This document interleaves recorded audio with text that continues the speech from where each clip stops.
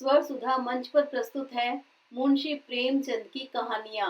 आज की कहानी है गुल्ली डंडा। हमारे अंग्रेजी दोस्त माने या ना माने, मैं तो यही कहूंगा कि गुल्ली डंडा सब खेलों का राजा है। अब भी कभी लड़कों को गुल्ली डंडा खेलते देखता हूँ तो जी लोटपोट हो जाता है कि इनके साथ जाकर खेलने लगूं। ना लॉन की जरूरत, ना कोर्ट की, ना नेट की, ना थापी की। मजे से किसी पेड़ की एक टहनी काट ली, गुल्ली बना ली और दो आदमी भी आ गए तो खेल शुरू हो गया। विलायती खेलों में सबसे बड़ा ऐब है कि उनके सामान महंगे होते हैं। जब तक कम से कम एक सैकड़ा ना खर्च कीजिए, खिलाड़ियों में शुमार ही नहीं हो सकते। यह गुल्ली डंडा है कि बिना हरड़ फिटकरी के चोखा रंग देता है। पर हम अंग्रेजी चीजों के पीछे ऐसे दीवाने हो रहे हैं कि अपनी सभी चीजों से अरुचि हो गई है। हमारे स्कूलों में हर एक लड़के से 3-4 रुपए सालाना केवल खेलने की फीस ली जाती है। किसी को यह नहीं सूझता कि भारतीय खेल खिलाएं जो बिना दाम कौड़ी के खेले जाते हैं। अंग्रेजी खेल उनके लिए हैं जिनके पास धन है। गरीब लड़कों के सिर क्यों यह व्यसन मरते हो? ठीक है, गुल्ली से आंख फूट जाने का भय रहता है, तो क्या क्रिकेट से सिर फूट जाने, तिल्ली फट जाने, टांग टूट जाने का भय नहीं रहता? अगर हमारे माथे में गुल्ली का दाग आज तक बना हुआ है, तो हमारे कई दोस्त ऐसे भी हैं जो थापी को बैसाखी से बदल बैठे। खैर, यह अपनी अपनी रुचि है। मुझे गुल्ली ही सब खेलों में सबसे अच्छी लगती है और बचपन की मीठी स्मृतियों में गुल्ली ही सबसे मीठी है। वह प्रातःकाल घर से निकल जाना, वह पेड़ पर चढ़कर टहनियाँ काटना और गुल्ली डंडे बनाना, वह उत्साह, वह लगन, वह खिलाड़ियों के जमघटे, वह पदना और पदाना, वह लड़ाई झगड़े, वह सरल स्वभाव जिसमें छूत अछूत, अमीर गरीब का बिल्कुल भेद ना रहता था, जिसमें अमीराना चोचलों की, प्रदर्शन की, अभिमान की गुंजाइश ही ना थी। यह उसी वक्त भूलेगा जब घर वाले बिगड़ रहे हैं, पिताजी चौके पर बैठे वेग से रोटियों पर अपना क्रोध उतार रहे हैं, अम्मा की दौड़ केवल द्वार तक है। लेकिन उनकी विचारधारा में मेरा अंधकार में भविष्य टूटी हुई नौका की तरह डगमगा रहा है और मैं हूँ कि पदाने में मस्त हूँ। न नहाने की सुधि है, न खाने की। गुल्ली है तो जरा सी, पर उसमें दुनिया भर की मिठाइयों की मिठास और तमाशों का आनंद भरा हुआ है। मेरे हमजोलियों में एक लड़का गया नाम का था। मुझसे 2-3 साल बड़ा होगा। दुबला, लंबा, बंदरों की सी लंबी लंबी पतली पतली उंगलियां, बंदरों की सी चपलता, वही झल्लाहट। गुल्ली कैसी हो, उस पर इस तरह लपकता था जैसे छिपकली कीड़ों पर लपकती है। मालूम नहीं उसके माँ बाप थे या नहीं, कहाँ रहता था, क्या खाता था, पर था हमारे गुल्ली क्लब का चैंपियन। जिसकी तरफ वह आ जाए उसकी जीत निश्चित थी। हम सब उसे दूर से आते देख उसका दौड़कर स्वागत करते थे और उसे अपना गोइया बना लेते थे। एक दिन हम और गया दो ही खेल रहे थे। वह पदा रहा था, मैं पद रहा था। मगर कुछ विचित्र बात है कि पदाने में हम दिन भर मस्त रह सकते हैं, पदना 1 मिनट का भी अखरता है। मैंने गला छुड़ाने के लिए सब चालें चली जो ऐसे अवसर पर शास्त्र विहित ना होने पर भी क्षम्य है। लेकिन गया अपना दांव लिए बगैर मेरा पिंड ना छोड़ता था। अनु ने विनय का कोई असर ना हुआ। मैं घर की ओर भागा। गया ने मुझे दौड़कर पकड़ लिया और डंडा तानकर बोला, मेरा दाव देकर जाओ, पदाया तो बड़े बहादुर बनके, पदने की बेर क्यों भाग जाते हो? तुम दिन भर पदाओ तो मैं दिन भर पदता रहूं? हाँ, तुम्हें दिन भर पदना पड़ेगा, ना खाऊं, ना जाऊं, ना पीने जाऊं। हाँ, मेरा दाव दिए बिना कहीं नहीं जा सकते। मैं तुम्हारा गुलाम हूँ। हाँ, मेरे गुलाम हो। मैं घर जाता हूँ, देखूं मेरा क्या कर लेते हो। घर कैसे जाओगे? कोई दिल्लगी है? दाव दिया है, दाव लेंगे। अच्छा, कल मैंने तुम्हें अमरूद खिलाया था, वह लौटा दो। वह तो पेट में चला गया। निकालो पेट से। तुमने क्यों खाया मेरा अमरूद? अमरूद तुमने दिया तब मैंने खाया, तुमसे मांगने ना गया था। जब तक मेरा अमरूद ना दोगे मैं दांव ना दूंगा। मैं समझता था न्याय मेरी ओर है। आखिर मैंने किसी स्वार्थ से ही उसे अमरूद खिलाया होगा। कौन निस्वार्थ किसी के साथ सलूक करता है? भिक्षा तक तो स्वार्थ के लिए ही देते हैं। जब गया ने अमरूद खाया तो फिर उसे मुझसे दाव लेने का क्या अधिकार है? रिश्वत देकर तो लोग खून पचा जाते हैं। ये मेरा अमरूद यूं ही हजम कर जाएगा। अमरूद पैसे के 5 वाले थे, जो गया के बाप को भी नसीब ना होंगे। यह सरासर अन्याय था। गया ने मुझे अपनी ओर खींचते हुए कहा, मेरा दाव देकर जाओ। अमरूद समरूद मैं नहीं जानता। मुझे न्याय का बल था, वह अन्याय पर डटा हुआ था। मैं हाथ छुड़ाकर भागना चाहता था, वह मुझे जाने ना देता था। मैंने गाली दी, उसने उससे कड़ी गाली दी, और गाली ही नहीं, 2 एक चांटा जमा दिया। मैंने उसे दांत काट लिया, उसने मेरी पीठ पर डंडा जमा दिया। मैं रोने लगा। गया मेरे इस अस्त्र का मुकाबला ना कर सका, भागा। मैंने तुरंत आंसू पोंछ डाले, डंडे की चोट भूल गया और हंसता हुआ घर में जा पहुंचा। मैं थानेदार का लड़का, एक नीच जात के लौंडे के हाथों पिट गया। यह मुझे उस समय भी अपमानजनक मालूम हुआ, लेकिन घर में किसी से शिकायत ना की। उन्हीं दिनों पिताजी का वहां से तबादला हो गया। नई दुनिया देखने की खुशी में ऐसा फूला कि अपने हमजोलियों से बिछुड़ जाने का बिल्कुल दुख ना हुआ। पिताजी दुखी थे, यह बड़ी आमदनी की जगह थी। अम्मा जी भी दुखी थी, यह सब चीजें सस्ती थी और मोहल्ले की स्त्रियों से घराव सा हो गया था। लेकिन मैं मारे खुशी के फूला ना समाता था। लड़कों से जीत उड़ा रहा था। वहाँ ऐसे घर थोड़ी होते हैं। ऐसे ऐसे ऊंचे घर हैं कि आसमान से बातें करते हैं। वहाँ के अंग्रेजी स्कूल में कोई मास्टर लड़कों को पीटे तो उसे जेल हो जाए।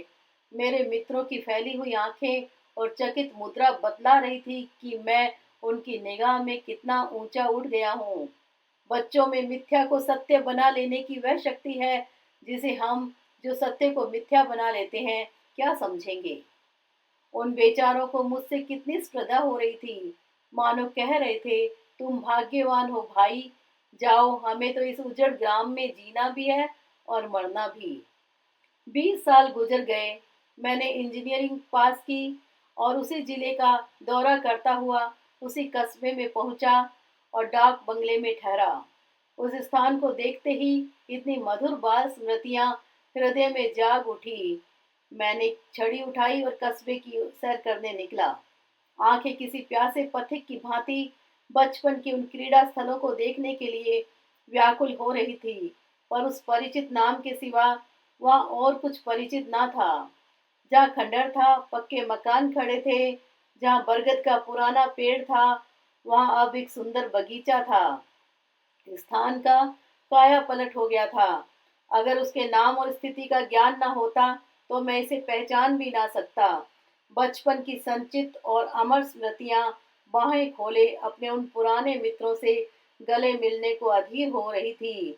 मगर वह दुनिया बदल गई थी। ऐसा जी होता था कि उस धरती से लिपट कर रोऊं और कहूं, तुम मुझे भूल गई। मैं तो अब भी तुम्हारा वही रूप देखना चाहता हूँ। सहसा एक खुली हुई जगह में मैंने 2-3 लड़कों को गुल्ली डंडा खेलते देखा। एक क्षण के लिए मैं अपने को बिल्कुल भूल गया कि मैं एक ऊंचा अफसर हूँ, साहबी ठाठ में, रोब और अधिकार के आवरण में। जाकर एक लड़के से पूछा, क्यों बेटे, यहाँ कोई गया नाम का आदमी रहता है? एक लड़के ने गुल्ली डंडा समेटकर सहमे हुए स्वर में कहा, कौन गया? गया चमार। मैंने यूं ही कहा, हाँ हाँ वही। गया नाम का कोई आदमी है तो शायद वही हो। हाँ है तो, जरा उसे बुला सकते हो? लड़का दौड़ा हुआ गया और एक क्षण में एक 5 हाथ के काले देव को साथ लिए आता दिखाई दिया। मैं दूर से ही पहचान गया। उसकी ओर लपकना चाहता था कि उसके गले लिपट जाऊं, पर कुछ सोचकर रह गया। बोला, कहो गया, मुझे पहचानते हो? गया ने झुककर सलाम किया। हाँ मालिक, भला पहचानूंगा क्यों नहीं। आप मजे में रहे? बहुत मजे में, तुम अपनी कहो। डिप्टी साहब का साइस हूँ। मतई, मोहन, दुर्गा ये सब कहाँ है? कुछ खबर है? मतई तो मर गया, दुर्गा और मोहन दोनों डाकिये हो गए हैं। आप? मैं तो जिले का इंजीनियर हूँ। सरकार तो पहले ही बड़े जहीन थे। आप कभी गुल्ली डंडा खेलते हो? गया ने मेरी और प्रश्न की आंखों से देखा। अब गुल्ली डंडा क्या खेलूंगा सरकार, अब तो पेट के धंधे से छुट्टी नहीं मिलती। आओ आज हम तुम खेलें। तुम पदाना हम पदेंगे, तुम्हारा एक दाव हमारे ऊपर है, वह आज ले लो। गया बड़ी मुश्किल से राजी हुआ।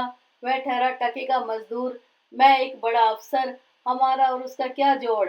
बेचारा झेप रहा था, लेकिन मुझे भी कुछ कम झेप ना थी। इसलिए नहीं कि मैं गया के साथ खेलने जा रहा था, बल्कि इसलिए कि लोग इस खेल को अजूबा समझकर इसका तमाशा बना लेंगे और अच्छी खासी भीड़ लग जाएगी। उस भीड़ में वह आनंद कहाँ रहेगा। पर खेले बगैर तो रहा नहीं जाता था। आखिर निश्चय हुआ कि दोनों जने बस्ती से दूर जाकर एकांत में खेलें। वहां कौन सा कोई देखने वाला बैठा होगा। मजे से खेलेंगे और बचपन की उस मिठाई को खूब रस ले लेकर खाएंगे। मैं गया को लेकर डाक बंगले पर आया और मोटर में बैठकर दोनों मैदान की ओर चले। साथ में एक कुल्हाड़ी ले ली। मैं गंभीर भाव धारण किए हुए था, लेकिन गया इसे अभी तक मजाक ही समझ रहा था। फिर भी उसके मुख पर उत्सुकता का, आनंद का कोई चिन्ह न था। शायद हम दोनों में जो अंतर हो गया था, वह सोचने में मगन था। मैंने पूछा, तुम्हें कभी हमारी याद आई थी क्या? गया, सच कहना। गया झेपता हुआ बोला, मैं आपको क्या याद करता हुजूर, किस लायक हूँ। भाग में आपके साथ कुछ दिन खेलना बदा था, नहीं मेरी क्या गिनती। मैंने कुछ उदास होकर कहा, लेकिन मुझे तो बराबर तुम्हारी याद आती थी। तुम्हारा वह डंडा जो तुमने तान कर जमाया था, याद है न? गया ने पछताते हुए कहा, वह लड़कपन था सरकार, उसकी याद ना दिलाओ। वाह, वह मेरे बाल जीवन की सबसे सरीली याद है। तुम्हारे उस डंडे में जो रस था, वह तो अब ना आदर सम्मान में पाता हूँ न धन में। कुछ ऐसी मिठास थी उसमें कि आज तक उससे मन मीठा होता रहता है। इतनी देर में हम बस्ती से कोई 3 मील निकल आए हैं। चारों तरफ सन्नाटा है। पश्चिम की ओर कोसों तक भीमताल फैला हुआ है। यहाँ आकर हम किसी समय कमल के पुष्प तोड़ ले जाते थे और उसके झुमके बनाकर कानों में डाल लेते थे। जेठ की संध्या केसर में डूबी चली आ रही है। मैं लपक कर एक पेड़ पर चढ़ गया और एक टहनी काट लाया। चटपट गुल्ली डंडा बन गया। खेल शुरू हो गया। मैंने गुच्ची में गुल्ली रखकर उछाली। गुल्ली गया के सामने से निकल गई। उसने मेरी हाथ हाथ लपकाया, जैसे मछली पकड़ रहा हो। गुल्ली उसके पीछे जाकर गिरी। यह वही गया है जिसके हाथों में गुल्ली जैसे आप या जाकर बैठ जाती थी। वह दाहिने बाएं कहीं हो, गुल्ली उसकी हथेलियों में ही पहुंचती थी, जैसे गुल्लियों पर वशीकरण डाल देता हो। नई गुल्ली, पुरानी गुल्ली, छोटी गुल्ली, बड़ी गुल्ली, नोकदार गुल्ली, सपाट गुल्ली, सभी उसे मिल जाती थी। जैसे उसके हाथों में कोई चुंबक हो जो गुल्लियों को खींच लेता हो। लेकिन आज गुल्ली को उससे प्रेम नहीं रहा। फिर तो मैंने पदाना शुरू किया। मैं तरह तरह की धांधलियां कर रहा था। अभ्यास की कसर बेईमानी से पूरी कर रहा था। कुछ जाने पर भी डंडा खेले जाता था। हालांकि शास्त्र के अनुसार गया की बारी आनी चाहिए थी। गुल्ली पर जब ओछी चोट पड़ती और वह जरा दूर पर गिर पड़ती, तो मैं झटपट उसे खुद उठा लेता और दोबारा टाण लगाता। गया यह सब बेकार कायदगियां देख रहा था, पर कुछ ना बोलता था, जैसे उसे वह सब कायदे कानून भूल गए। उसका निशाना कितना अचूक था। गुल्ली उसके हाथ से निकलकर टन से डंडे में आकर लगती थी। उसके हाथ से छूटकर उसका काम था डंडे से टकरा जाना। लेकिन आज वह गुल्ली डंडे में लगती ही नहीं। कभी दाहिने जाती है, कभी बाएं, कभी आगे, कभी पीछे। आधा घंटा पदाने के बाद एक बार गुल्ली डंडे में आ लगी। मैंने धांधली की, गुल्ली डंडे में नहीं लगी, बिल्कुल पास से गई, लेकिन लगी नहीं। गया ने किसी प्रकार का असंतोष ना प्रकट किया। ना लगी होगी। डंडे में लगती तो क्या मैं बेईमानी करता? नहीं भैया,